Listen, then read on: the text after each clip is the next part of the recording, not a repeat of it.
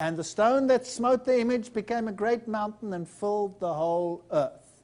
And the dream is certain, and the interpretation thereof is sure. Daniel 2:45.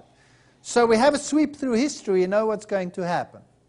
So basically, imagine a child's coloring in book. And here, God gives the blank page, the outline of history to this pagan king, Nebuchadnezzar, Nabukaduri Usur. And then God, in His grace, comes to Daniel as he ponders these things, and He gives him crayons. And He says, let's color it in and see what it really looks like. So in the first year of Belshazzar, king of Babylon, Daniel had a dream and a vision of his head upon his bed. And then he wrote the dream and told the sum of the matters, Daniel 7:1. Daniel wanted to know, what does all this mean? Where are we going historically? And so God in His grace gave him more information, so that who could have more information? We could, because the dream concerned which time? The latter days. And I saw in my vision by night, and behold, the four winds. Do you remember what that was? Wars of heaven strove upon the great sea. You know what that was? Nations. And four great beasts. What was that? By definition, it was a kingdom. So we cannot make it anything else. It's a kingdom. It will remain a kingdom. Came up from the sea, diverse, different from one another. Daniel 7:2 and 3. So we're going through the same sequence. The four great beasts are four kingdoms that shall rise from the earth. Daniel 7:17. So they're kingdoms, and they remain kingdoms. They're not computers, and they're not in Brussels.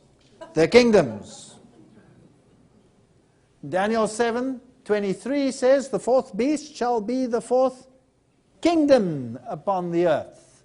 So a beast is a kingdom, using the biblical definition. The first was like a lion. Where did we see the lion symbol? Babylon. And had eagle's wings, and beheld till the wings thereof were plucked, and it was lifted up from the earth, and made to stand upon the feet as a man, and a man's heart was given to it. Daniel 7:4. Which king did that? Nebuchadnezzar. He said, I will stand up, and I will take a man's heart, and I will defy the King of heaven, make it gold from top to bottom. I defy God.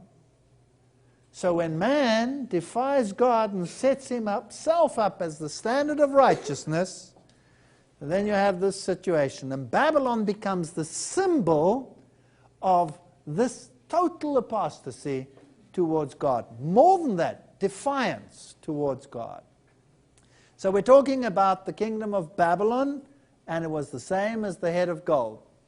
Now here's one of the symbols of Babylon. The lion with eagle wings was an actual symbol, and everybody in Daniel's time would have known who he's speaking about. Suddenly another beast, the second like a bear, raised up on one side, had 3 ribs in its mouth between its teeth, and they said thus, arise, devour much flesh. Daniel 7:5. So go and eat the other beasts. So this kingdom, the Medo-Persian Empire, raised up on one side. The Medes and the Persians were not equally yoked. Medo-Persia, 539 to 331 BC. It's interesting, the Persian component was the more powerful. It was the religious component. And the Median side was the more political component. After this I beheld in another like a leopard, which had upon its back of it 4 wings of a fowl. The beast also had 4 heads, and dominion was given to it. Daniel 7:6. It's interesting that the Greek Empire was divided into 4 before it was finally annihilated. Greece, 331 to 168 BC. After this I saw in the night vision, and beheld a 4th beast, dreadful and terrible, exceedingly strong, and it had huge, what metal teeth? Iron teeth. So what's he referring to? Rome. It was devouring, breaking in pieces, and trampling the residue with its feet. So here is this mighty power, very aggressive, and it was trampling everything it came across.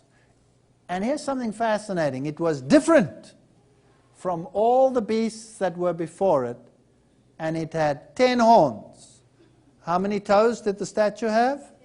10. So we're dealing with the same powers. So Rome, 168 BC to 476. And then there were 10 toes, 10 horns, 10 kingdoms, 10 kingdoms that would arise from this Roman Empire. And now it gets interesting, because now the God of heaven is telling us something that we should take note of. I was considering the horns, it says in verse 8, and a horn is also a kingdom, and a king that stands for the kingdom. And there was another horn, a little one, coming up among them. So here's another kingdom arising amongst the secular powers of a divided Roman Empire. And there's something different about this final kingdom. And it arises amongst the 10. So where does it arise? In which geographical area does it arise? Western Europe.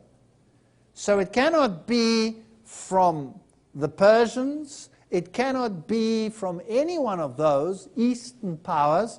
It is a Western European entity.